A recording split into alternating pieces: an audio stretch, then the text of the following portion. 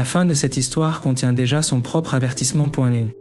La théorie de Zecharia Sitchin est présentée comme profondément controversée, et beaucoup la jugent invraisemblable ou facile à contester. La source insiste aussi sur un point précis concernant le film Anunnaki. Il n'aurait jamais été censuré, même s'il n'est jamais arrivé dans les salles ni sur les grandes plateformes. Pour comprendre comment une telle histoire a pu naître, il faut revenir très loin en arrière et repartir de Sumer. La source nous fait d'abord remonter jusqu'à une époque qu'elle situe autour de 445 000 ans avant notre temps. Puis elle replace la civilisation sumérienne en Mésopotamie entre environ 4500 et 1750 avant notre ère. Le nom de Mésopotamie est présenté comme la terre située entre deux fleuves, le Tigre et l'Euphrate, dans une région correspondant aujourd'hui à l'Irak. Les Sumériens vivaient dans de grandes cités fortifiées et séparées, chacune avec son propre roi. Ils sont décrits comme une des civilisations anciennes les plus avancées, notamment grâce à leur système d'écriture cunéiforme, utilisé pour conserver des récits, des poèmes et des chroniques. La source leur attribue aussi des progrès en agriculture, en architecture, en mathématiques et en astronomie. Elle cite notamment Uruk, Ur et Lagash, ainsi qu'un système politique dominé par des rois et des prêtres puissants. Leur civilisation finit pourtant par décliner et par être dominée par des peuples plus puissants, dont les Akkadiens et les Babyloniens. Malgré cette disparition politique, leur héritage aurait joué un rôle majeur dans l'histoire humaine. Une partie de cet héritage est ensuite reliée à des fouilles menées en Irak. La source mentionne deux versions concernant leur date. L'une parle d'octobre 1849 et d'un archéologue britannique non nommé. L'autre situe les fouilles en mars 1843 sous la direction du français Paul-Émile Botta, qui aurait découvert les vestiges d'un vaste palais assyrien le 23 mars. Dans ce récit, les fouilles conduisent à 14 tablettes de pierre contenant des histoires sur une civilisation très ancienne, la création de l'humanité et un groupe d'êtres puissants décrits comme des dieux ou des gens du ciel. Ces êtres sont associés aux étoiles et reçoivent le nom d'Anunnaki. La source donne à ce nom le sens de ceux qui sont venus du ciel sur la terre. Elle situe l'une des premières utilisations connues du terme, sous le règne de Gudea, vers 2144 à 2124 avant notre ère, puis évoque la troisième dynastie d'Uruk.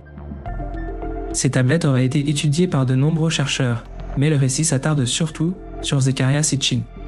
Sitchin est présenté comme ayant consacré environ 30 années à l'étude de ces textes, avant de publier en 1976 The 12th Planet, traduit dans la source comme la 12e planète. Dans son interprétation, les dieux sumériens appelés Anunnaki ne seraient pas seulement des divinités mythologiques, mais des réfugiés venus d'un autre monde. Les premiers textes expliqueraient qui ils sont et d'où ils viennent. D'autres passages raconteraient leur installation sur Terre, la création de l'être humain par manipulation génétique, et même l'origine de certaines technologies sumériennes. Dans cette lecture, le jardin d'Éden, Adam et Ève, sont eux aussi reliés à l'action de ces êtres venus d'ailleurs. Et au bout de cette chaîne d'interprétation apparaît un nom qui devient central pour toute la suite. Nibiru.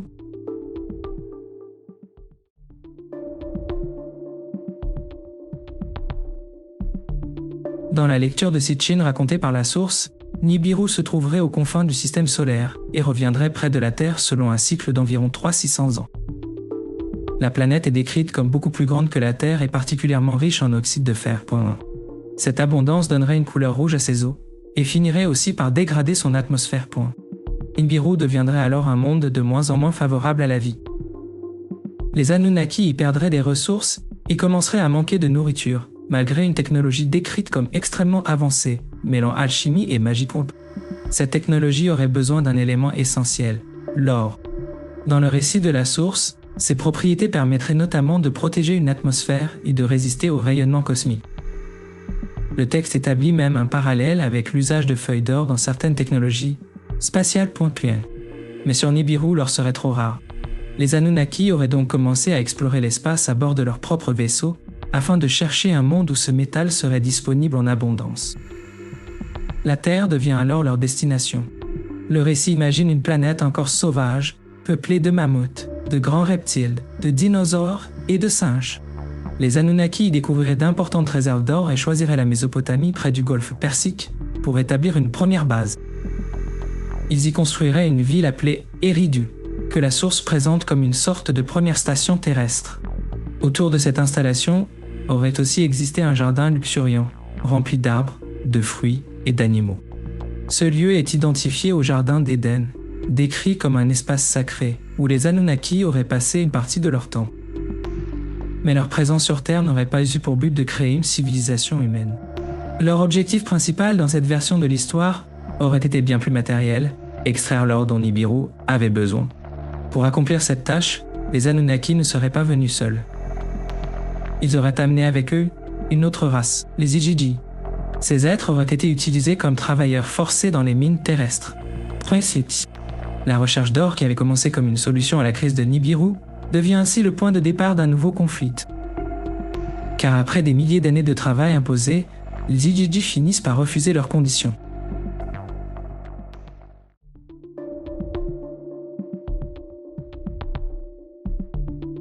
Les Igigi sont présentés comme une race soumise aux Anunnaki et chargée d'extraire l'or sur Terre. La source se rapproche leur histoire de tradition babylonienne, attribuée au XVIIIe siècle avant notre ère.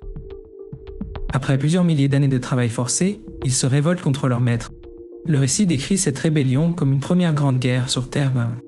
Mais les Igigi sont vaincus, puis détruits, et les Anunnaki se retrouvent soudain sans main-d'œuvre pour leur mine. C'est à ce moment que l'idée de créer une nouvelle espèce de travailleurs apparaît. Les Anunnaki chercheraient un être suffisamment intelligent pour accomplir des tâches complexes, mais pas assez puissant pour se retourner contre eux. La source s'appuie alors sur le récit d'Atrahasis. Avant d'obtenir un résultat satisfaisant, plusieurs créatures issues d'expériences génétiques auraient été produites, puis considérées comme imparfaites. Certaines auraient même été éliminées. La solution retenue aurait consisté à combiner le matériel génétique des Anunnaki avec celui d'Homo erectus. De ce croisement serait né Homo sapiens. Cette nouvelle espèce aurait été jugée assez forte pour travailler dans les mines et assez intelligente pour exécuter des tâches plus élaborées. Le premier humain créé est appelé Adamu dans le récit, un nom rapproché d'Adam et interprété comme signifiant l'homme pont. Une autre histoire évoque ensuite une femme créée à partir de la côte d'Adamu, ce que la source met en relation avec Ève. Après leur création, les humains auraient reçu des connaissances fondamentales.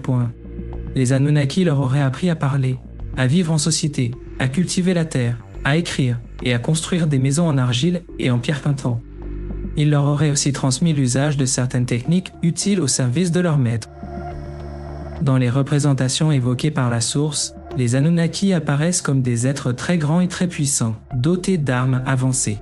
Cette supériorité expliquerait pourquoi les humains les auraient considérés comme des dieux, à servir et à vénérer. Au départ, ces humains auraient été stériles. Mais l'augmentation des besoins en main-d'œuvre aurait conduit à une nouvelle modification génétique pour leur permettre de se reproduire.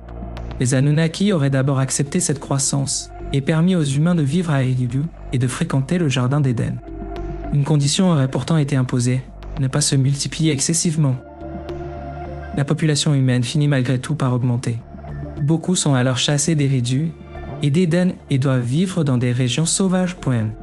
La source rapproche cet épisode de l'expulsion d'Adam et Ève du paradis. Mais loin de disparaître, ces groupes humains deviennent plus autonomes, survivent et fondent de nouvelles communautés en dehors de la Mésopotamie. Ceux qui restent près des Anunnaki reçoivent parfois la responsabilité d'élever leurs descendants. Le récit va plus loin encore en évoquant des unions interdites entre humains et Anunnaki. De ces relations seraient nés des êtres hybrides, appelés Néphilim, décrits comme des géants des temps anciens. La création d'une main-d'œuvre censée être contrôlable aurait donc produit une humanité capable de se multiplier, de s'éloigner et même de brouiller la frontière avec ses propres créateurs.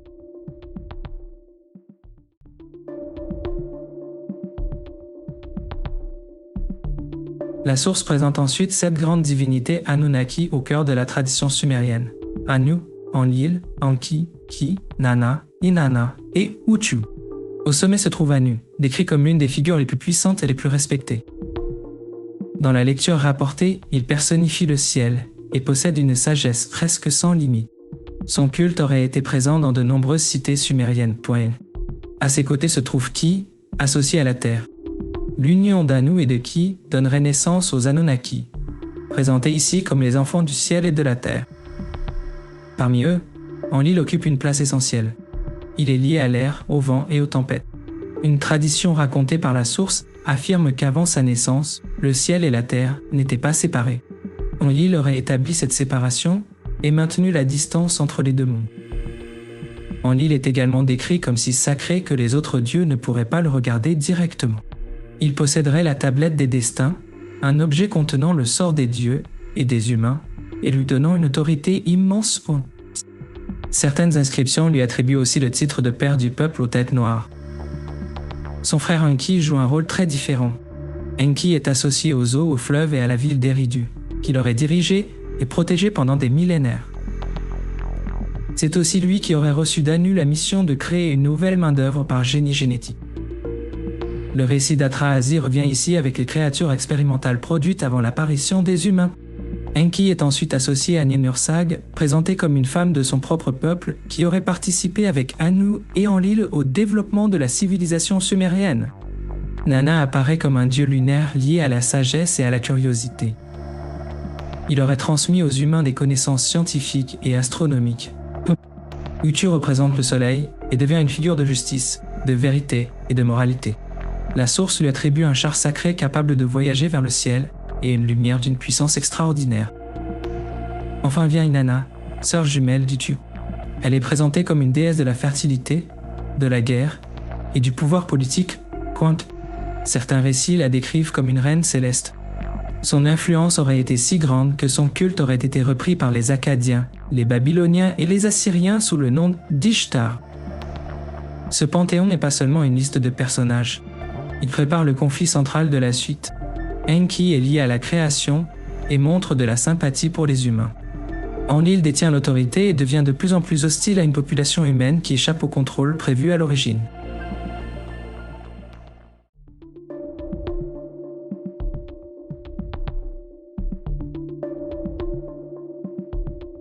Après la croissance incontrôlée de la population humaine et les unions entre humains et Anunnaki, Enlil devient de plus en plus hostile. Désormais à la tête de son peuple, il veut empêcher qu'un humain puisse un jour accéder au pouvoir et menacer jusqu'à Nibiru.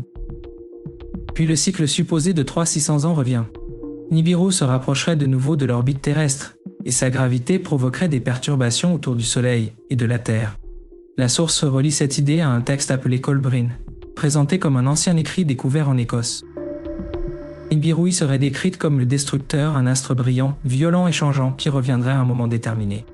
Le récit affirme aussi que certains passages auraient été écartés des textes bibliques et rapproche cette question des manuscrits de la mer morte. La vidéo évoque ensuite une piste astronomique moderne. Elle cite un article de la NASA publié en 2017 à propos d'une possible 9e planète. Cette planète hypothétique serait plusieurs fois plus massive que la Terre et évoluerait très loin du Soleil, au-delà de Neptune.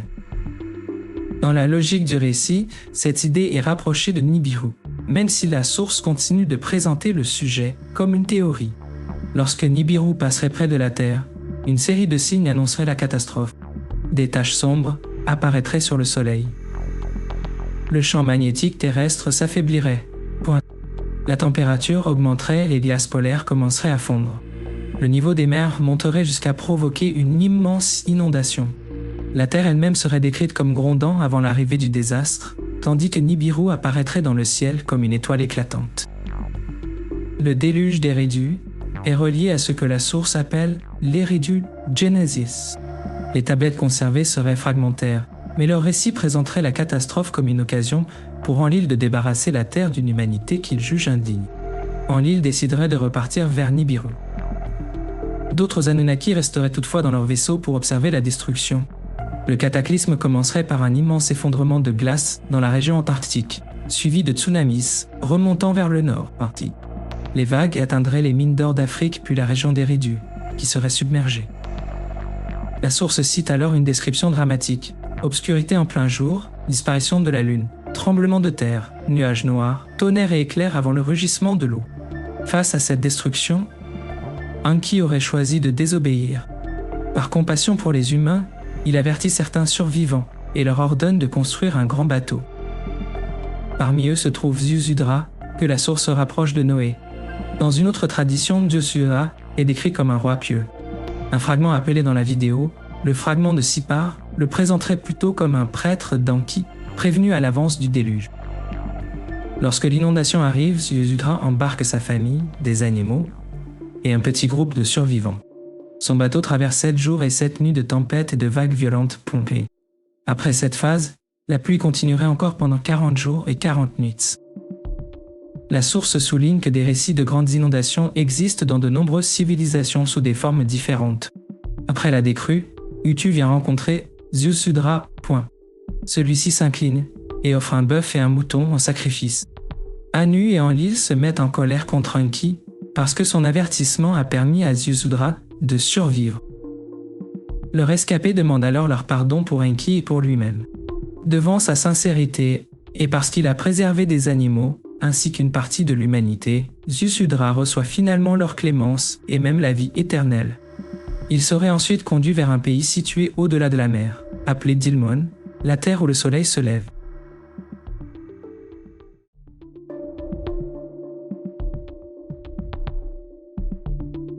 La source raconte ensuite une autre version du déluge, issue de la tradition akkadienne et de l'épopée de Gilgamesh. Dans cette version, Enlil agit comme conseiller d'Anu et se plaint du bruit produit par les humains, devenus trop nombreux.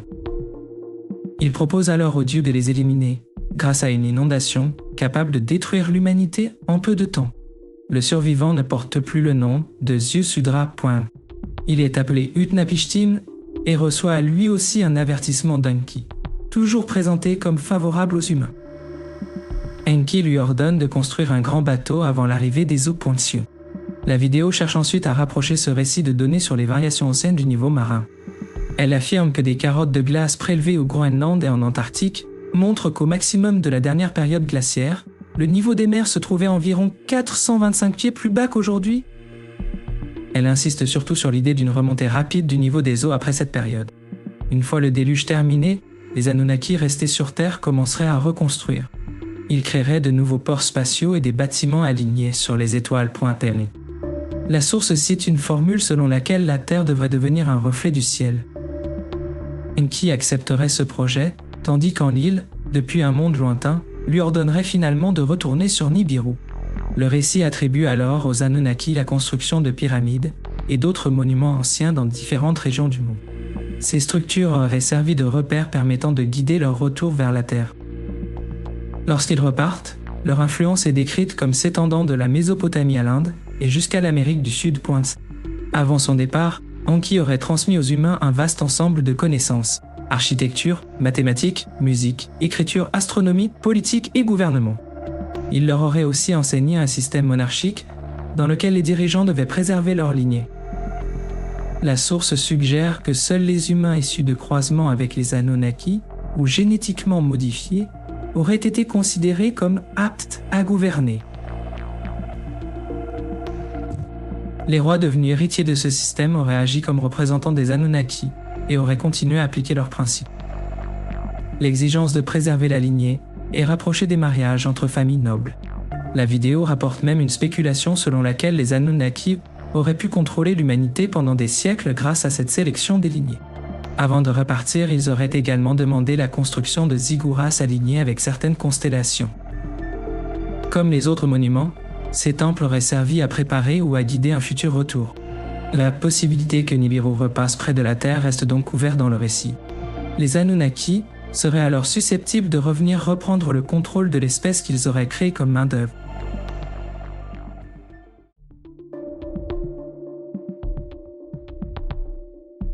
Au début des années 2000, cette histoire ancienne entre dans la culture populaire par un projet de film. La source raconte qu'en 2005, des rumeurs circulent autour d'un film intitulé Anunnaki, présenté comme si dangereux pour les croyances sur l'origine de l'humanité qu'il aurait été interdit. Le projet est porté par le réalisateur John Gress, davantage connu dans le récit pour son travail dans les effets spéciaux que pour la réalisation. Anunnaki devait être un film indépendant et le premier volet d'une trilogie. Son scénario s'inspirait des écrits de Zecharia Sitchin et voulait mettre en image la théorie d'une humanité créée par manipulation génétique extraterrestre. La source reconnaît que la manière dont Sitchin expose son histoire peut sembler cohérente à certains lecteurs, mais elle rappelle immédiatement que de nombreux spécialistes considèrent sa théorie comme fantaisiste, exagérée et contestable. C'est ici que la rumeur de censure est corrigée. Le film n'aurait jamais été interdit par une autorité ni censuré à l'échelle mondiale. Il n'a simplement jamais été achevé, ni distribué au cinéma ou sur les plateformes prévues. D'après d'anciens membres de l'équipe et d'autres personnes liées au projet, La raison principale aurait été financière. Le budget disponible n'aurait pas permis de poursuivre la production. La source ajoute que des éléments du projet restent accessibles sur Internet et que son scénario aurait même été proposé à la vente par John Gress sur Amazon. L'idée d'un film supprimé parce qu'il révélait une vérité interdite est donc présentée comme une amplification de la rumeur, plutôt que comme ce qui se serait réellement passé. Le récit revient enfin à la question religieuse. Les Anunnaki sont parfois décrits comme un sujet capable d'ébranler la foi, en faisant croire que l'être humain aurait été créé par des extraterrestres. Pourtant, la vidéo conclut que la réalité des cultes modernes qui leur seraient consacrés paraît beaucoup moins spectaculaire. La vénération des divinités Anunnaki est surtout associée aux époques anciennes, et la source affirme qu'il existe très peu d'éléments soutenant l'existence actuelle d'un vaste culte organisé. Elle propose une explication simple à cette faiblesse documentaire. Chaque divinité aurait eu ses propres fidèles et ses propres pratiques, séparées des autres. Ainsi se referme l'histoire, racontée par la source. Elle part de Sumer et les tablettes, passe par la lecture cosmique de Sitchin Nibiru, l'or, la création de l'humanité et le déluge, puis revient à notre époque avec une théorie controversée et une rumeur de film censuré qui, selon la vidéo elle-même, ne résiste pas à son propre examen.